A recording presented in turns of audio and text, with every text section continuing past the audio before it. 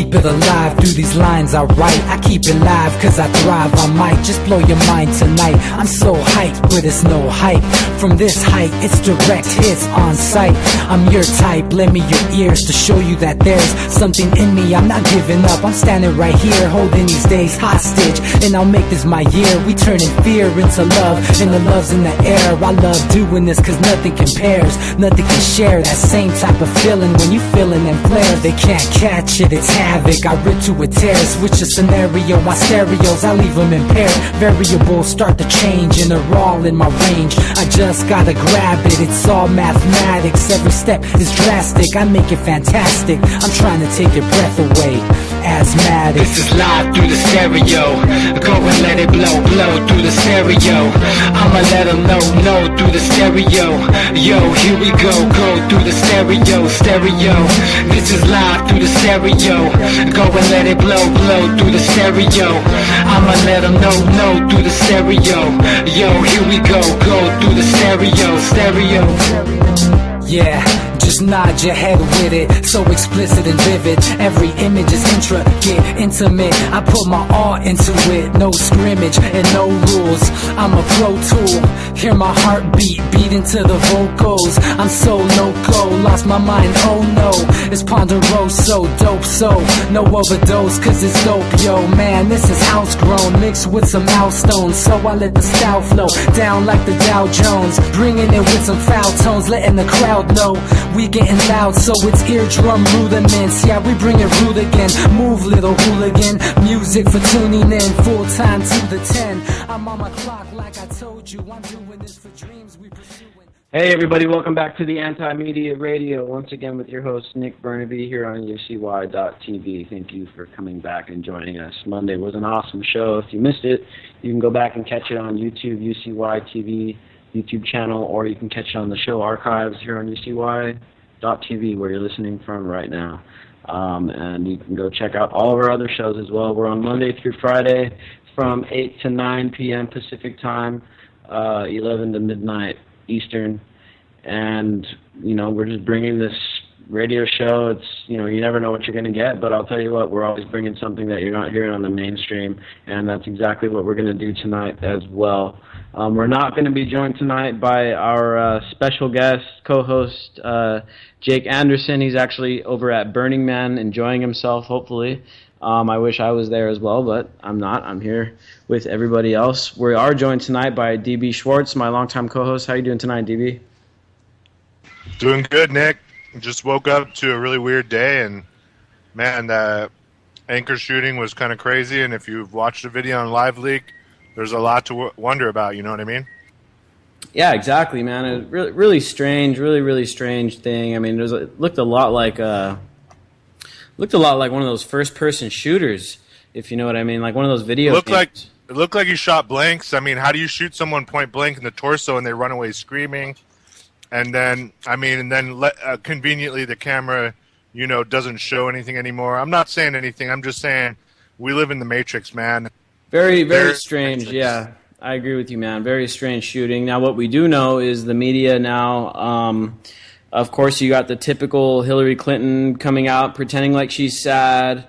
And that, I watched the video, I think it was on CNN or something. I saw it on a video posted on Facebook. And, you know, you got Hillary up there pretending like she's almost going to cry.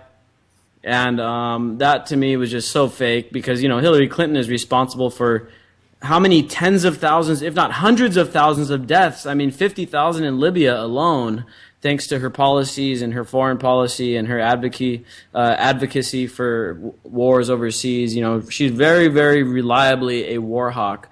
And for her to go on TV and pretend that she was about to cry over a couple people getting shot was totally bogus, and I mean, I guess everyone knows that.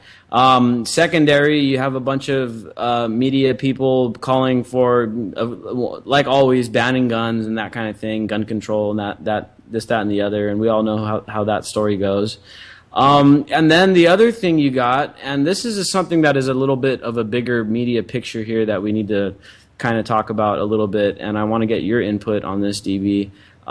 Is that, for one, Breitbart came out and they're kind of stoking racial fears and that kind of thing. Like, oh my God, black guy kills white people, and And then we also know how it goes from the other side. White guy kills white cop kills black guy. And, we all know that black people are getting more murdered by the cops than any other race group. But, the fact of the matter is that a lot of this media stuff, they're stoking racial tensions on purpose. Now, fortunately, the people with common sense understand that, look, it's not a race war. It's not white versus black. It's we're all getting screwed in this situation by the system, and we all know that. And I think most people with common sense know that. But the media constantly is focusing on this, trying to drive a wedge between white and black because they realize, okay, white and black people are getting more and more to the point where they don't hate each other and they're not afraid of each other anymore. And so the media is always trying to stoke up these fears, whether it's white versus black or black versus white.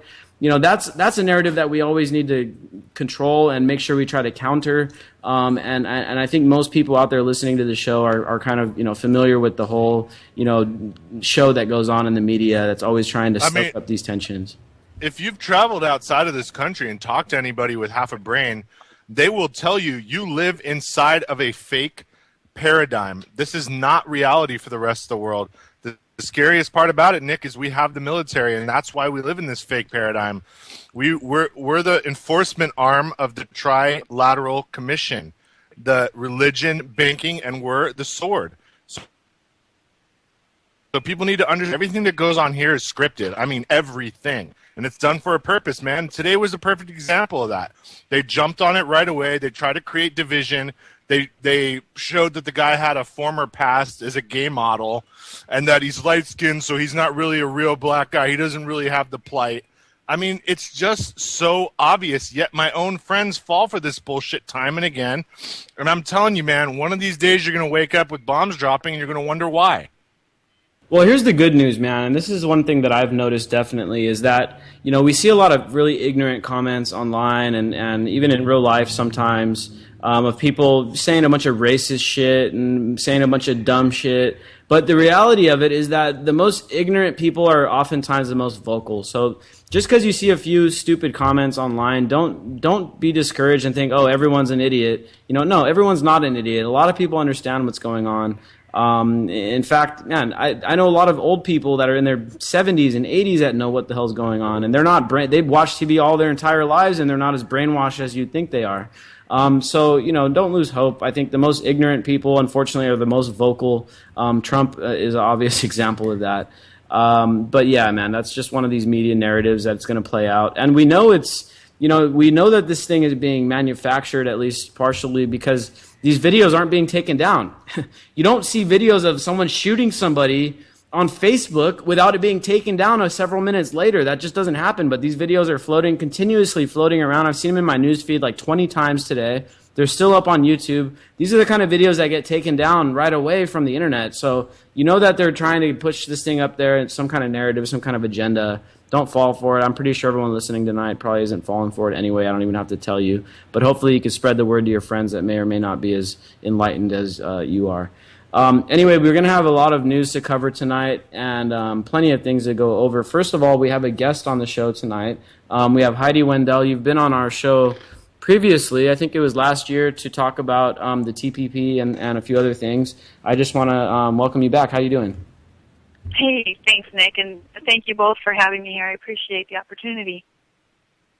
So, Heidi, you are an activist that closely follows what's been going on with the TPP, the TPIP, the Dark Act, and several other pertinent issues that are going on right now. And in many ways, things like this shooting today. I hate to say it because it sucks. That people got hurt and whatever happened over there. It's sad that someone fell victim today. But at the same time, there are issues here that are much more impactful that are going to cause a lot more pain and suffering than just to one or two people that got gunned down. We're talking about trade deals that are going to impact hundreds of millions and billions of people because I think the TPP encompasses like 40% of the world's GDP or something like that. That's got to be 3 or 4 billion people. So, Heidi, I just want to give you an opportunity to give people a quick introduction to the TPP because I think a lot of people, because the media just doesn't talk about this thing, A lot of people probably don't even know what it is. So if we can get a quick intro about what the TPP is to get us started here, that'd be great. You bet. And if I go too long, just interrupt me. It's perfectly fine. Okay. And first, I want to thank you for what you just said about the shooting, and that was my first take on it too. And when I and that was just my take when I saw what you guys were talking about, or when I heard of it, and when I saw it. I just very suspicious as well, and I think that's one of the things, like what you're saying, is that we need to do also is to help educate our friends and families and neighbors about the distractions that the false flags and these kinds of things that happen. That are, I used to be a magician and a clown when I was back in college, just for fun, and that's exactly what you do. When you're doing a trick, you do something fancy and elegant, with one hand, and you get everybody looking over there, and on the other one, you're doing something really simple, and then boom, people think you did this amazing thing or whatever, and we just don't teach people to think enough. And my background's in education, and I know I did, but in general, unfortunately, we don't. But anyway, so the TPP is the Trans-Pacific Partnership, and it's they call it a free trade deal. But actually, it's a treaty, and they, use the name free trade to make it sound like it's a good thing. And even you'll hear people talk about, Congress members, well, they're a pro-trade. And really, when anybody's for this TPP, the Trans-Pacific Partnership, or the European version, which is the TTIP, or there's another one, a services agreement called the TISA. When anybody's for those, it's a huge red flag that they are a corporatist, that they're sold out to the corporations. Basically, the first one coming down the pike, though, is this TPP. It's been written over the past 6 to 8 years in secret by 600 corporate advisors. So now we have this document, this massive document that's like NAFTA, if anybody's ever heard of that. Bill Clinton put that in the mid-'90s, North American Free Trade Agreement, which I thought was a good thing.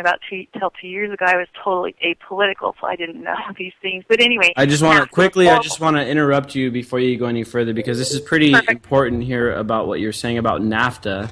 Now, I think a lot of people are pretty familiar with NAFTA. NAFTA had major implications. I mean, NAFTA really gutted Mexico's economy, while at the same time it transferred many well-paying jobs from the U.S. down to Mexico. But now that would be, it wouldn't be so bad if we were like, okay, yeah, well, at least the Mexicans got a bunch of good jobs. But that's not the case. Unfortunately, the case that actually happened was that it created a very much feudal economy down in Mexico, because they have basically no labor standards, very low standards of living, and almost pseudo-slave-like labor conditions for the people working down there. In fact, just 2.5 hours south of where I live, San Diego, is a place called San Quintin, down in Mexico, where it's an agricultural community. And because of NAFTA, the people down there are working, and most of these people are indigenous Native Americans from Mexico that they ship in. They sell them this false idea that they're going to make all this prosperity, make a bunch of money. They ship them into these farms. They pay these guys $5 a day. $5 a day, and guess who they're working for? American corporations, and they're growing the strawberries that all of us eat.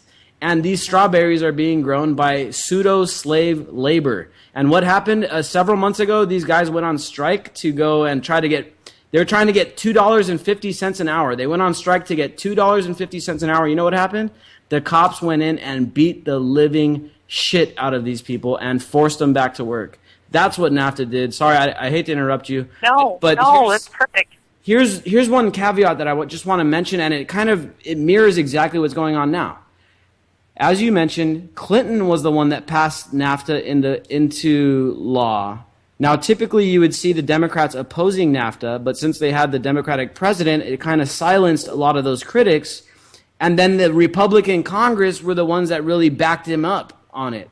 And this is exactly what we're seeing happen with Obama and the TPP. Obama has been the biggest cheerleader for the TPP. Meanwhile, the people doing all the footwork are the Republicans in Congress. Heidi, go ahead. Right. You're absolutely right. And the thing about Clinton pushing it in, Bush wanted it, and then he passed it off to Clinton because Bush wasn't going to get NAFTA. And so then Clinton did, and he also got it pushed through with the fast track bill, which which Congress just passed a new fast-track bill in May, which basically neuters Congress from doing their congressional duty of due diligence and making sure every piece of that over 2,000 pages of the TPP is good for American citizens. In this fast-track bill, basically Congress gave over their constitutional duty, which under Article 1, Section 8, says that Congress is to be the ones that regulate trade.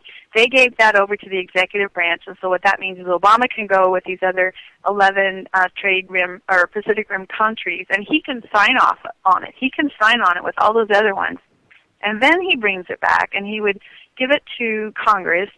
And then what the fast track does, it basically handcuffs Congress. They let the president put the timeline on how much time they have with it. So it's fast track. They limit themselves in the House to 60 days, and they limit themselves in the Senate for 90 days. However, they don't have to use that full time frame. So the thing is once the TPP was introduced, they could, turn it around in a couple of weeks and sign on it. So, it's a false perception for people to think, oh, well, we've got 3 months, because that could not be the situation. So fast track also neuters Congress in a couple other ways, and one of that is that it limits debate. And I think in the House I was reading something like 180 minutes. Seconds. Go ahead. Yeah. Just wanted to, I'm on the road right now, and I didn't even make it to the premiere 43 students that were killed in Guerrero. But I just want to mention, being from Mexico and being a migrant worker and stuff like that, you can ask anybody, people like myself and everybody, does NAFTA work for you? No, it didn't work for us. It worked for the elite people down there. It worked for the NAFTA. It worked for everybody else, but it didn't work for the indigenous people, and it definitely didn't work for the migrant workers and stuff like that. So it's just kind of sad that what the United States is doing. It's a crime for all these companies down there. NAFTA, the people that exist in NAFTA are companies like Walmart, Driscoll, and I can go on and on and on and on and stuff like that. But I'm on the road and stuff like that, and so I just wanted to appreciate, Heidi, what you're doing. When you said American citizens, I know you meant U.S. citizens. I kind of want to throw that out because I know what you meant, but you know how it is. American citizens in Mexico, Americans like myself that come from Latin America, are getting screwed by U.S. citizens that are passing laws, and I mean U.S. citizens down there in Washington are passing laws to screw people up, like my brothers in San Quintin, people like myself, and stuff like that. And then people beat us up for being activists out there. And that's like I took such a beating, but I won't go into that. Coming back this year and stuff like that, So appreciate it, Heidi, what you're doing. Have a great show, stuff like that. We'll be in contact, and hasta la vista, okay? Manny, thanks for calling in, man. Feel free to call back when you get a little time. We want to talk about what we were talking about earlier today, if you have a chance. But yeah, man, I mean, this is the thing with these trade agreements, is that they're sold to us as these economic, these programs that are going to help us economically. But as Manny was mentioning, the only people that really benefited from NAFTA, it wasn't the workers in the U.S. They told, the workers in the U.S. are going to benefit from this, and it's going to help the Mexican economy as well. But, the truth of the matter is that it's a small handful of elite CEOs that make a shitload of profit from exploiting third world labor. And to me, that's, in many ways, that's what the TPP is about. It's just NAFTA, but NAFTA was only several countries, Canada, U.S., Mexico. The TPP is now 40% of the world's GDP. Right, Heidi? Yep. And if they get the European version, the TTIP, then that's 60%. Or over 60%, yeah, it is. And, just to add on to what Manny and what you were saying, too, about Mexico, one of the things that people don't realize either is because of NAFTA and because of how it displaced, even farmers, because the big ag like Monsanto and them went in and took out all these little small farmers because they couldn't compete. And then what happened is then they started coming up north to the United States looking for jobs. And so you would hear people is like, they're just coming over in streams and that's terrible. They shouldn't be coming. And, the TV would show pictures of, all the trash, of them coming and stuff. And the thing was is people didn't realize that our country created that situation, for them to be in that situation where they were trying to figure out, how to feed their family. And so it's really frustrating. And everything you guys said, it's just, but then they spin it. They turn around and so what they put out in the media, there needs to be a law against that. Where that's one of the things we're talking about is the things that we need to change. And I think that's one of the things is that we need to have a sense of accountability and with politicians, when they put bills up, they label them, like this DARK Act that we're going to talk about in a second, which basically is taking away the right to know what's in our food. It's really labeled, I don't have my internet up, but it's the Free and Safe Food Labeling Act or something like that. Free and safe, And it's safe for corporate profits. I mean, look at where your shrimp comes from. It's Vietnam cesspools. I mean, that's what's going to happen. It's kind of like what they're doing right now with trade wars, but it's going to come down on us when TPP passes and you're competing with people making 37 cents an hour and you're working in some fast food restaurant, you're gone. I mean, they're going to replace you. That's what the TPP is really about. The TPP is bringing us into a post-scarcity world, except guess what? If you don't have money already, you're not going to be making any. Exactly. That's right. Exactly. And Heidi, before we move on, because there's several more things I want to talk about the TPP. First of all, sure.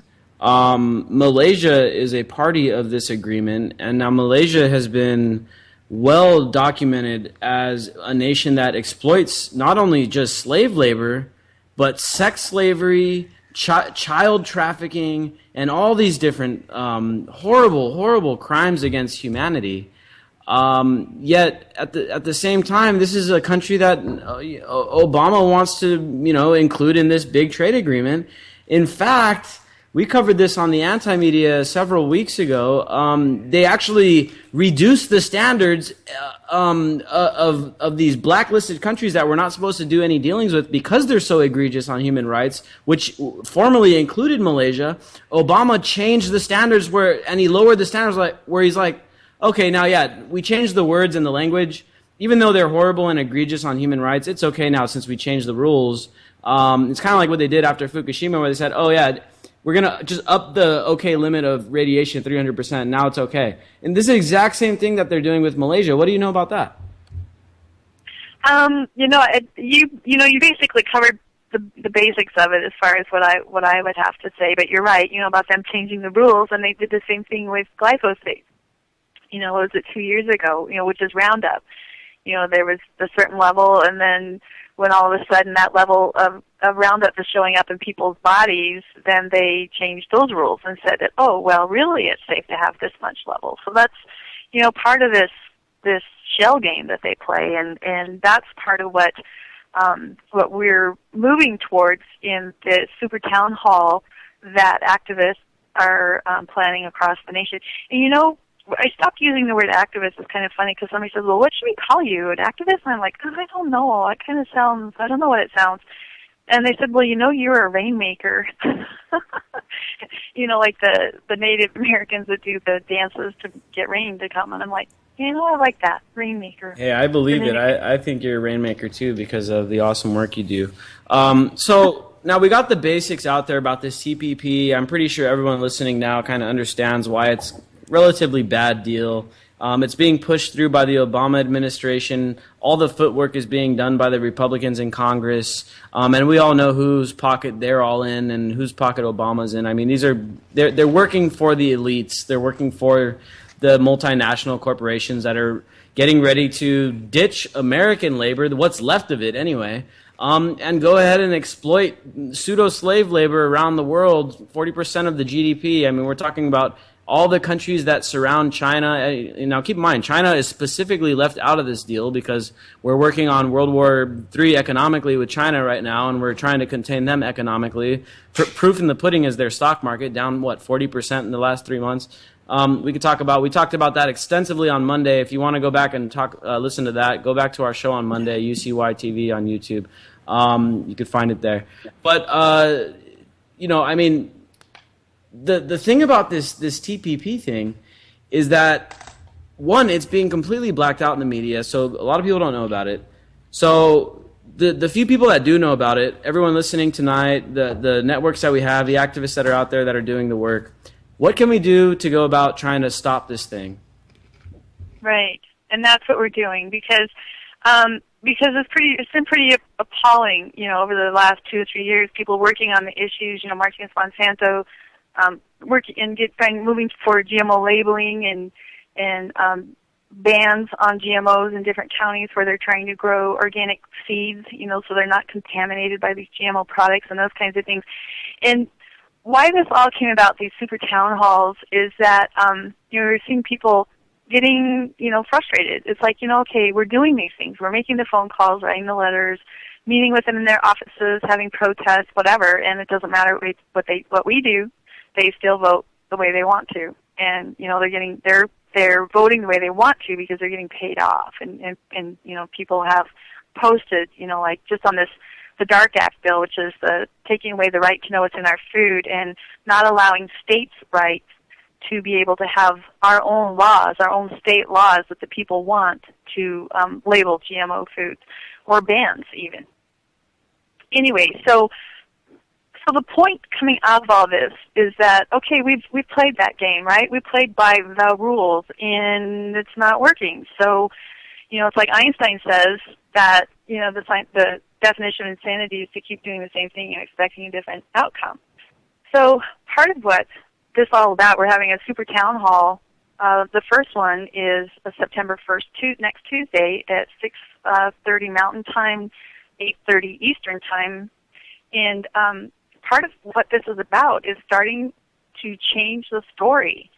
Change the story of what we're thinking, change the story of what we think is possible, change the story about what we do, what we don't do, and expectations and everything.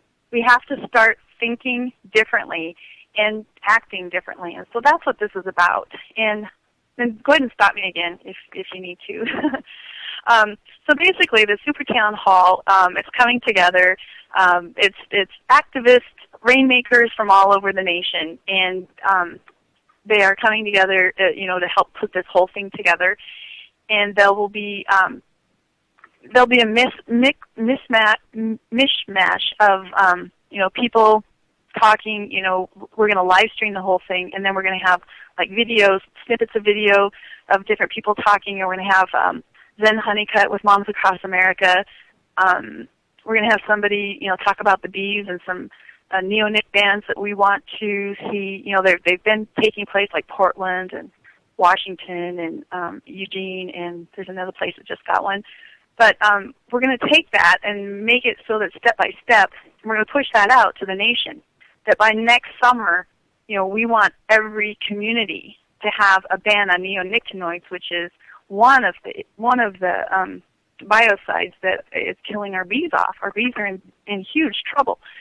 And so that's one of the pieces. And so we're going to have different people sharing about these about things that are going on, and then about solutions, realistic solutions. So like Moms Across America, Zen Honeycutt's going to talk about, last year we had breastfeeding moms across the nation that submitted urine and breast milk, and the results came back that there were glyphosates in urine and breast milk. And so a group went to testify at the FDA last May, and, for 2.5 hours, and I listened in on the call, and they, it was amazing how the FDA, they just kept dancing and basically supporting the corporations. It was amazing. A year later, they hadn't done anything, and anyway, and then now in Germany, even, they're telling breastfeeding moms, not to feed their babies. Just real quick, though, so breastfeeding moms know, Zen said that if they go 100% organic, that within the first week, they are 90% cleared, their breast milk 90% cleared of glyphosate or Roundup, and after 2 weeks of going 100% organic, that their breast milk would be 100% clear. So I think that's great. That's good hope, and another point to be, going organic. But anyway, so changing the story, we'll have people talking about different issues, and of course the number one issue is the DARK Act right now, because word out is that it's on the docket. I'm not sure, where it is on anything. I don't think it's even really been introduced, but apparently it's on the docket. And Congress goes back September 7th, and it could pop up even within the next 2 weeks. We were at an activist. Just so people know what the Dark Act is, it's also known as the Safe. What was it known as again? I'm sorry. Oh, okay. I was hoping you pulled it up so I don't have my internet. It's like safe and I don't know. If somebody you can pull it up. Safe something about labeling food. Safe something. It's a very misleadingly named piece of legislation about how it's a safe and responsible labeling of our food, more or less.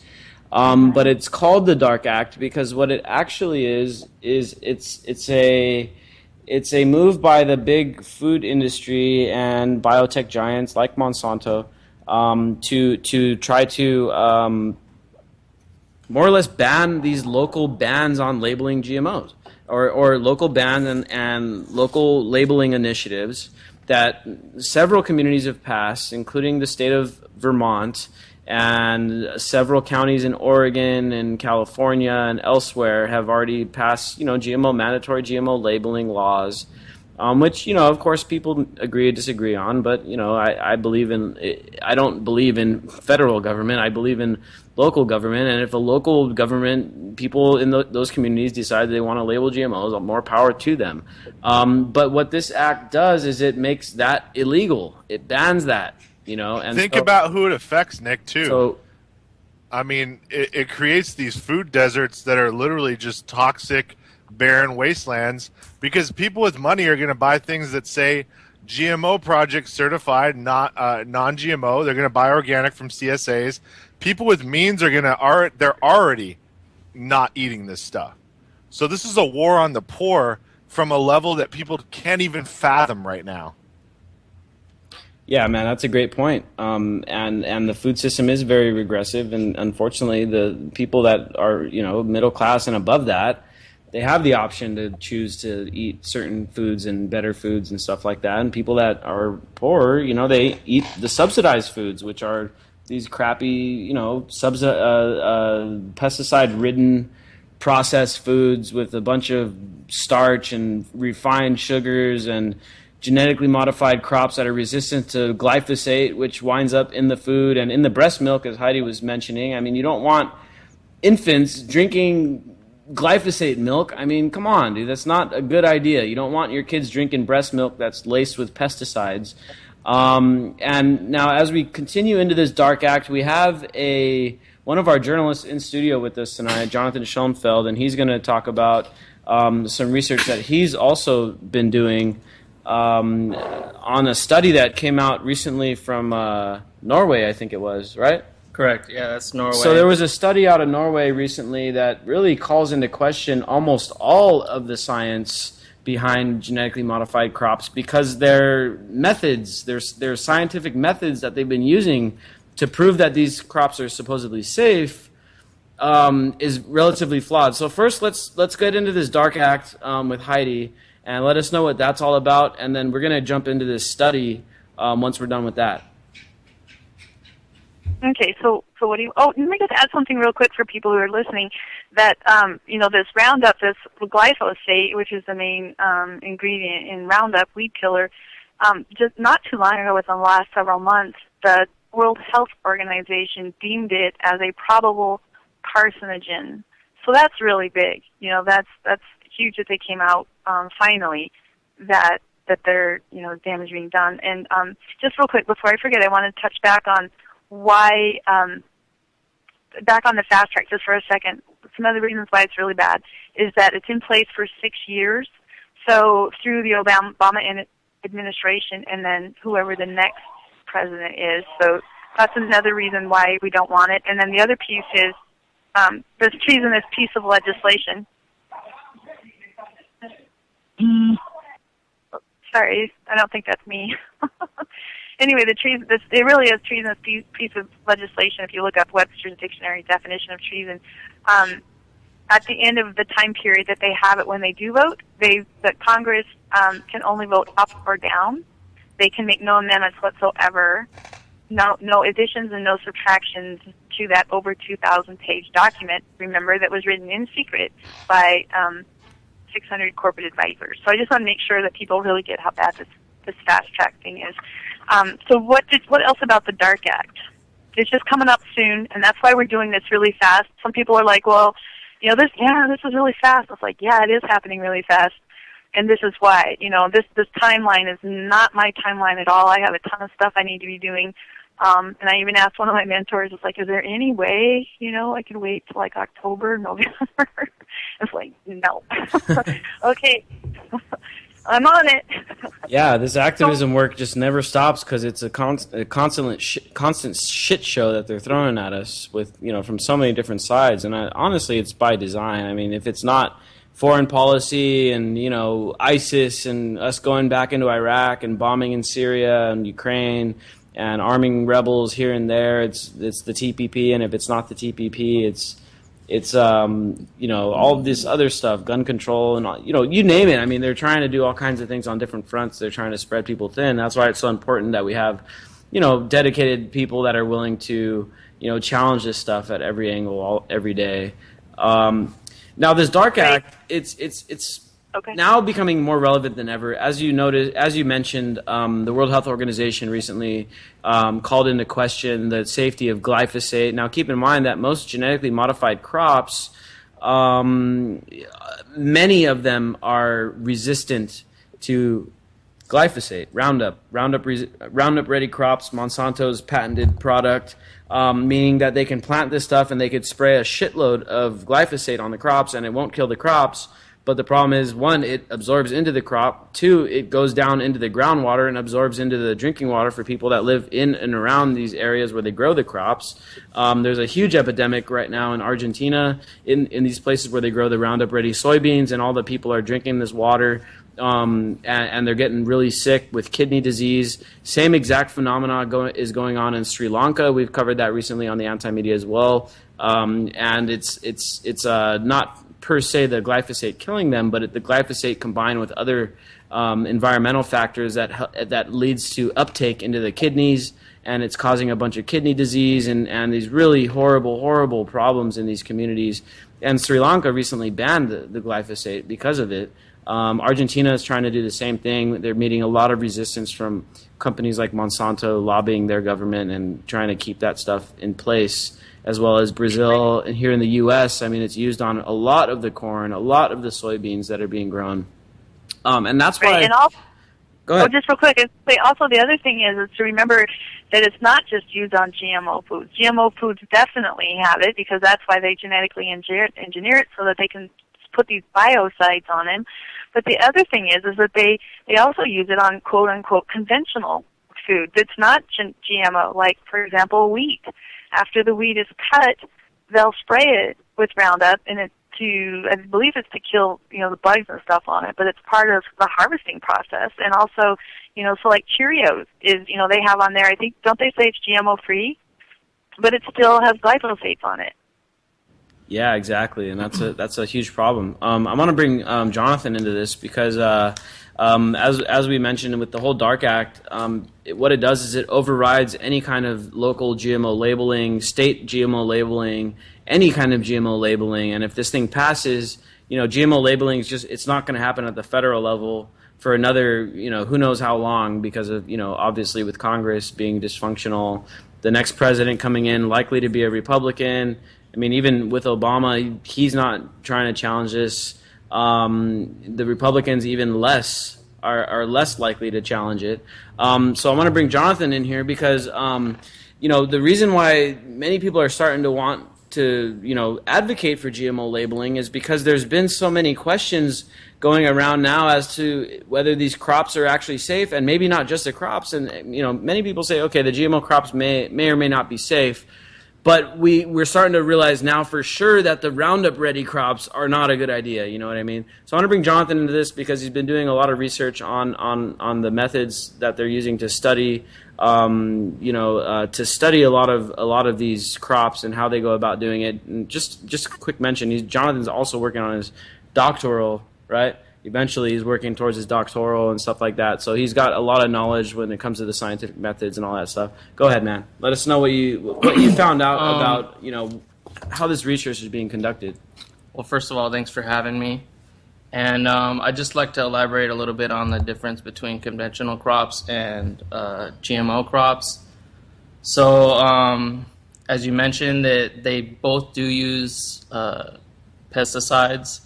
The difference between the two would just be that the GMO is the GMO seed, which is most of the time the Roundup Ready modifications to the seeds, but and the conventional crops, they don't have the GMO seeds, but they can still use the pesticides during the growing process.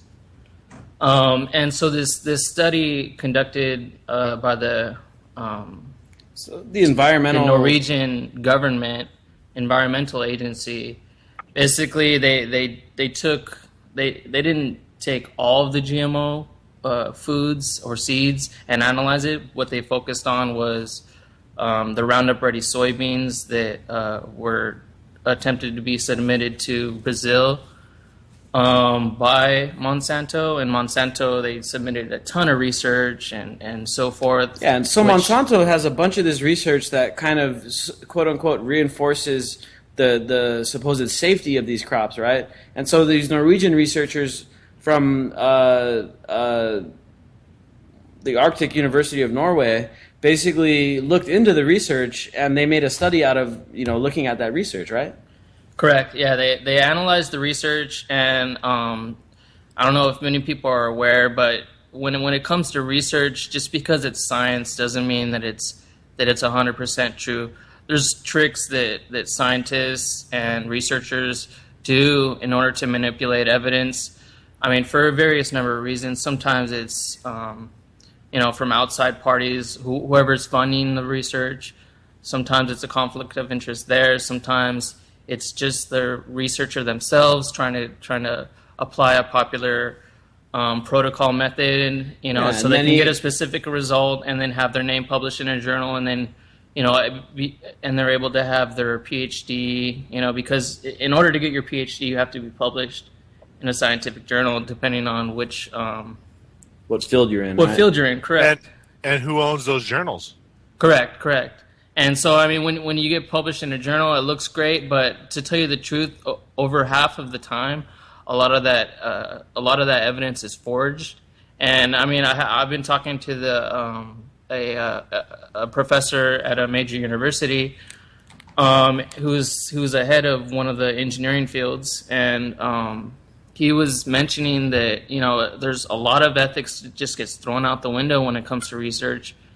When it comes to environmental ethics and just human ethics in general, because these people, they know that they're manipulating the data, and they really, that they're willing to just, throw that out the window just because they want to advance their careers. Exactly, man. And sometimes, of course, you have scientists that are trying to prove their hypothesis, and so there's somewhat of a bias there, and that's lesser of a problem, I think. But one of the problems that we're looking into here with Jonathan, his article is going to be coming out relatively soon, probably early next week, because we're still talking with this professor to get some statements from him. But what happened to this professor that we're talking to is that he was commissioned to do a study on water quality in an area where his school is at, where his college is at. And when the results from the study that he conducted, when the results didn't match the results that the people that were financing the study, the results that they were looking for, well, what happened next, Brain? So basically, they tried to discredit his study, and they had people, so-called alternative experts that came in and say like, the protocol that you used, isn't sufficient enough to prove this.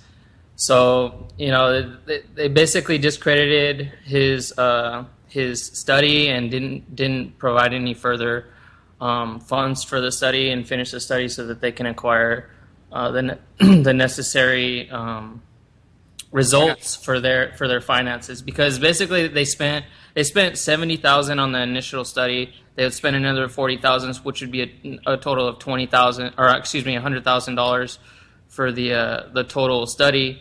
And then what would happen then is if they get results that the water quality is poor, they'd get about $100 million from the government. Yeah, because if the study came out to the results that they were looking for, then they're going to get this huge government contract because then they're going to get to go clean up that water. When this professor found that the water quality was actually better than everyone thought, or better at least than this company thought it was going to be, well, as soon as those results came out, they immediately tried to discredit everything about his study. Even though they just got done paying him to commit this study, and so what we're talking about here with this professor, we're talking about a relatively small company, right?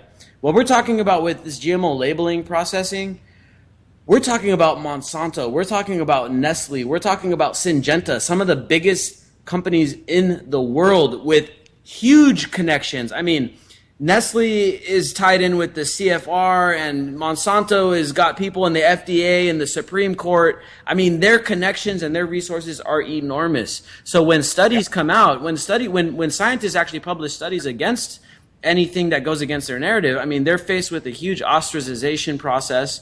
In fact, there was a guy that was actually working for Syngenta, did a study. And he was in a TED Talk, and when he did a study that showed one of their pesticides was causing frogs to they were causing sex changes in frogs, and it was also causing he found that it was causing breast cancer in small mammals. Man, they went to the extent of even spying on this guy's communications. Anyone could look that up. Go look that. Syngenta scientists spied on the pesticide called atrazine. Now, the conflict of interest there was that they made this pesticide that was found to cause breast cancer in small mammals, which shows that it most likely also caused breast cancer in humans. They also made drugs in a subsidiary company of Syngenta called Novartis, which is a drug company. They made drugs to treat the same exact form of breast cancer that was being caused by their pesticide. Huge conflict of interest. The scientist that discovered it was completely ostracized, and they tried to discredit him to the max. And this is why so many people are starting to question the safety of GMO foods, because people are starting to realize, okay, this stuff isn't adding up. Why is the former attorney of Monsanto now head of the FDA? Why is the former attorney of Monsanto now in the Supreme Court? Why is that same guy in the Supreme Court, Clarence Thomas, ruling in favor of Monsanto in cases? And people are starting to realize, okay, this isn't adding up. Maybe we need to start labeling GMOs so at least the people that think that there's something wrong with them can make a choice and say, okay, we don't want that. Now, you got these big food companies coming in with the Dark Act, and like I said, it's completely misleading the name that they gave it, which is a Safe and Responsible Food Act or whatever. And at the same time, they're trying to blanketly say, okay, nobody can label GMOs. I don't care if California votes for it, Vermont votes for it, or if just a county, Jackson County, Oregon votes for it. I don't care. You guys just can't label it because the federal government says so. This is a huge problem, and it's not getting very much attention at all from the media. And the activists are talking about it, but this is something that really needs to be pushed forward, and really needs to be talked about a lot more. Jonathan, I think you had one more thing to add about this. Go ahead.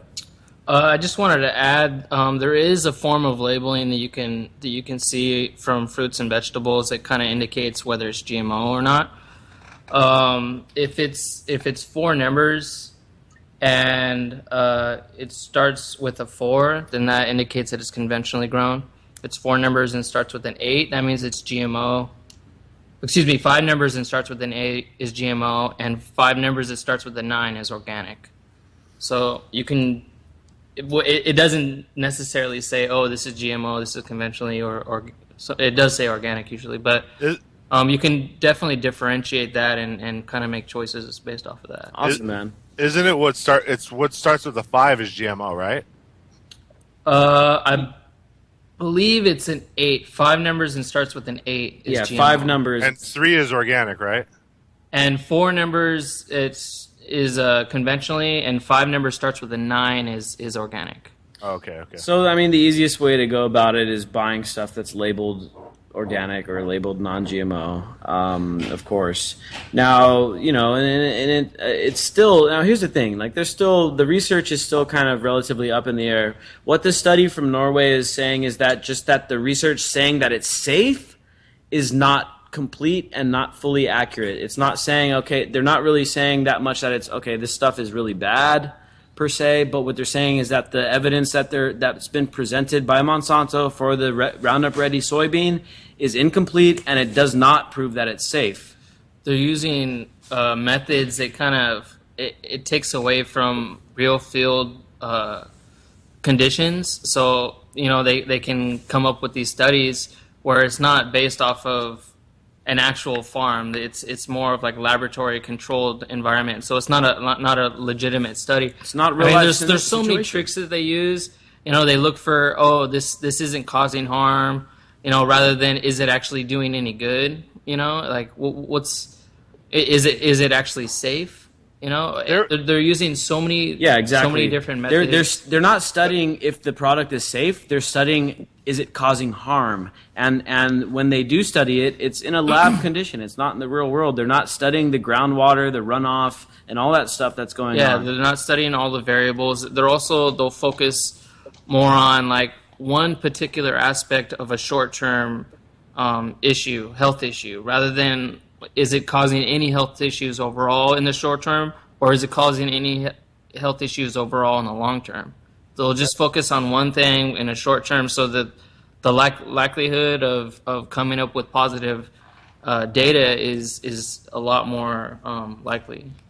Awesome, man. Well, thanks for sharing that with us. We're going to have this really awesome story coming out hopefully next week on this exclusive with this professor that was basically censored or ostracized because his study didn't line up with corporate interests. And it's also going to tie into this Norwegian study as well, and that'll be out by Jonathan Schoenfeld later on. Keep an eye on that on the Anti-Media. Heidi, I want to give you one more opportunity to anything else you want to add about the Dark Act. What can people do to help fight against it? Anything else you want to add before we jump into a few more news stories? Yeah, thank you.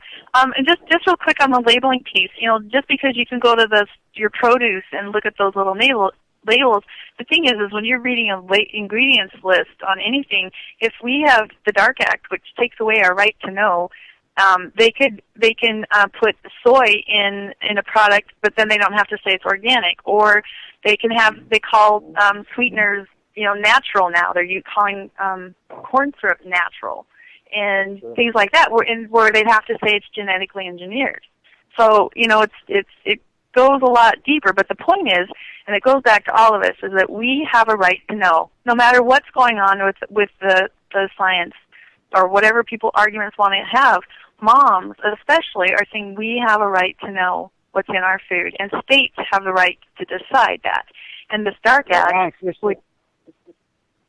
would take that away. So what we're doing a lot of different things. I talked about the Super Town Hall, which we're having on September 1st at 8:30 Eastern Time. And the point is that there's going to be the Super Town Hall, and then there are people signing up all across the nation to be a part of it. They're going to be in the satellites, and we will live stream out to all the satellites, and we'll be connected in the Super Town Hall in that way. And part of what we'll be doing is bringing up these issues, the Dark Act. We're going to talk about the TPP. We're going to talk about repealing the fast track. We're going to talk about congressional accountability, transparency in what they're doing, truth in labeling, their own bills, and accountability. If they stand up and lie to us on the media, they need to be accountable for that, and we need to be able to nail them. One of the things that we want to go for at this point in time, a lot of people don't realize that at the national level, there is nothing in place that says we can or we cannot recall our U.S. Congress members. One of the things we want a citizen-led amendment to the Constitution that gives the citizens, the constituents, a simple process to recall our U.S. Congress members because they're rogue. They get vote, and we want Citizens United, NICS, those kinds of things, because we have to level the playing field, and we need people like you, Nick, to be a senator. I'm serious. We need to get rid of senators because that's royalty right there. I mean, we need to get rid of senators. It's going to be different. No, yeah, we have senators. No. If we have an accountability system, How? Yeah, I agree. How? Well, number one, we need checks and balances. We need to have a way that we can fire them. There's nothing we can do right now to get rid of them except to wait until after their 6-year term is up and try to vote them out. And right now they're just thumbing their nose at us because why? Because of the Citizens United.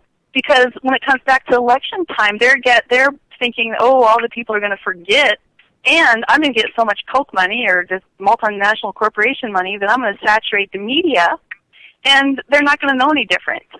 And so we need a way to hold them accountable and fire them. Heidi, great point there. I want to just real quick before you go.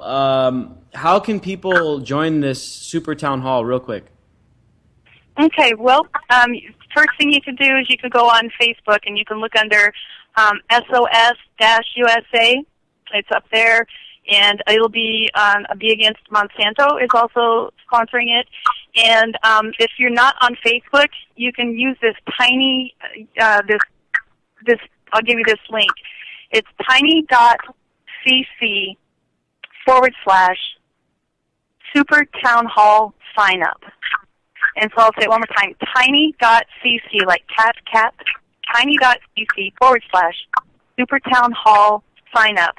And you'll get more information, and if you are on Facebook, it'll also take you and it'll take you also to some different ways to help market your event, because we're asking everybody to market their own events.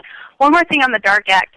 We're also rolling out at the Super Town Hall postcard campaign to the senators, and we have a great postcard that talks about that if we don't have the right for transparency and labeling, the free market can't work. So anybody who's screaming about the free market, there's no way it can work if people don't have the information to make those choices. And there's some other points on there like that. But yeah, we don't exactly. We don't need a veiled market. We need a transparent marketplace. Right. So September 1st, 8:30 p.m. Tuesday, next Tuesday. Awesome, Heidi. We're going to try to put a post out on that on the Anti-Media. Keep an eye out for that. Thank you for calling in. Yep. Wonderful conversation, and thank you for enlightening us on the TPP and the DARK Act. And we'll have you back as soon as possible. Thanks, Heidi. Yeah, and I thank you guys. Bye-bye. Peace. So I'm sure everyone's got plenty to say here already on the call. I have a caller on. Sorry, I had to ignore a bunch of calls on the show tonight because we had this special guest on. Just to keep in mind, if you do call in the future, keep your mic muted and your radio turned off until we get to you, and we'll get to you via your area code. But I want to get to our caller quickly from 414 area code. How you doing? You're on the Anti-Media. What do you want to talk about? All right, so 414, if you're... I think he's busy voting. Hopefully he's not watching Fox News and Donald Trump. Manny's back on the line, though. What's up, Manny? Hey, what's up? It's all like that. Just want to mention, basically, the LGBT conference, where 25 delegates from 25 different countries came out to Monday to the center, stuff like that. It was great hearing the story on transgender, gay issues, lesbian issues, from the sister of Pakistan, the sister of Trinidad, the sister that's also from Lebanon, Beirut, the brother that's from Chile, that's transgender from Chile, and then the other brother from the Netherlands, and then the other brother from Nigeria were on the panel. That was a very moving, exciting thing. Also, a very delicate thing that I saw firsthand down in Tijuana, Mexico, is on the deported veterans and stuff like that. That was really, really, really hard and stuff like that. And I ran into some other serious business that I couldn't attend, the premiere today of the 43 students and stuff like that. But I want to send out a shout-out to all our sisters out there, because today is Women's Equality Day. And 1 month from the year of the 43, on September 26th will be a year on the Normalistas anniversary of being gone. And Manny, you forgot to give a shout-out to all the bitches. That way you get the Dog Awareness Day, too. Yeah, it's dog day too, man. But Manny, thank you, man, for bringing that up. We went down there, and I guess I'm gonna have to say it. I don't like telling people when I go down to Mexico, but we went down there, and we went and visited with these deported veterans. Man, these guys went and they fought in the military, and then they get home and they get deported to Mexico. We're going to try to have a show on that on next Wednesday. Make sure you tune into that. We're going to have the guy that's running the program down in Tijuana on the show, hopefully, to talk about it. Keep an eye out for that. We're coming up to the end here. Thank you, DB. Manny, thanks for taking the time to call back in. Heidi, again, thank you. Thank you, everyone, for tuning in. Sorry we didn't get to too many calls tonight. Monday night, we're going to take a bunch of calls. Call back in. Check us out. The Anti-Media Radio is going on tomorrow night, same time. Friday night, same place. Monday through Friday. Good night, Nick. Good night, TV. I'ma let them know through the stereo.